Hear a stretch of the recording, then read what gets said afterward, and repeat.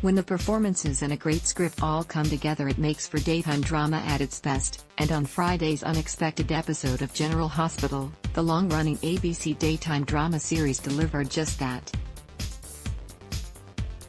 The juxtaposition of two stories which had its epicenter as Maurice Benard as Mike, and as Sonny, as conjured up as sort of Carly's conscience, in the present, and how they intersected made it all the more poignant. In Nixon Falls, and back at the Tano, Lenny, Reef Hutton, and Phyllis, Joy Sky, are on the porch just relaxing and watching the sunset.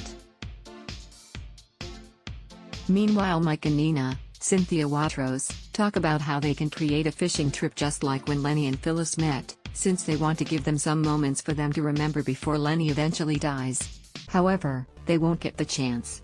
When Phyllis come inside to freshen up their iced tea and Mike and Nina tell her they will fill her in on what they were talking about, Mike heads outside to get Lenny. Once he gets there, he sees that Lenny is unresponsive. Mike checks on him and realizes he is dead. He then walks into the bar emotionally overcome with tears in his eyes. Phyllis drops the iced tea pitcher and realizes from the look on Mike's face, Lenny must have passed away. Courtesy/ABC Nina, Mike, and Phyllis head outside, where Phyllis, at first, calmly tells them it was quick and peaceful and she is thankful for that, but she asks for a moment alone with her husband. It is then, Phyllis lets out a wail and is just devastated in a heartbreaking moment played beautifully by Joy Sky. Inside, a moment seems to almost jog, or starts to jog Mike's memory, when he says to Nina, that he can't imagine losing a spouse like that and how it must be like a never-ending pain. Nina gets a fretful look on her face, knowing what her deceit must be doing to Carly, Laura Wright. Mike does not want Phyllis to go through this loss alone, and Nina takes his hand and says the two of them will be there for her together. Courtesy/ABC As this is playing out, Carly is visited by the conscience of Sonny, as she tries to come to terms with marrying Jason and moving on in her life without him. The scenes between Laura Wright and Maurice Benard here were simply stated and very moving. Carly tells Sonny that marrying Jason, Steve Burton, will mean she'll finally have to let go of Sonny. She wants him to know she'll never love anyone like him, and she'll love him forever. He says right back at you. Before he vanishes, Carly tells him that their relationship was so torrid, the love, the breakups, the heartache, the passion, but it was all worth it because she can never love anyone like him.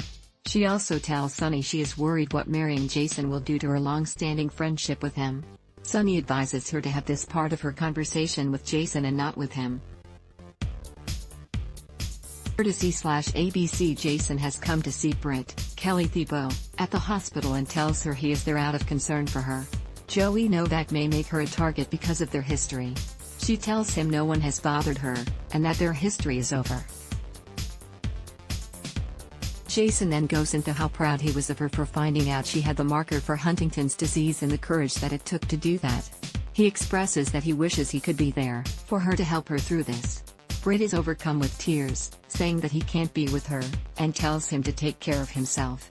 Once again, Kelly Thibault was flawless in these moments.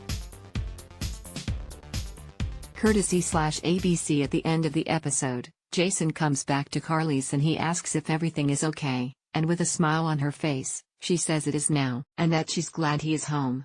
Courtesy/ABC Kudos to Maurice Benard, Cynthia Watros, Joy Sky, Reef Hutton, Laura Wright, Steve Burton, and Kelly Thibault for some great work throughout the episode. So, what did you think of Lenny's death in this episode of GH? Share your thoughts via the comments section below. Ad block test, why?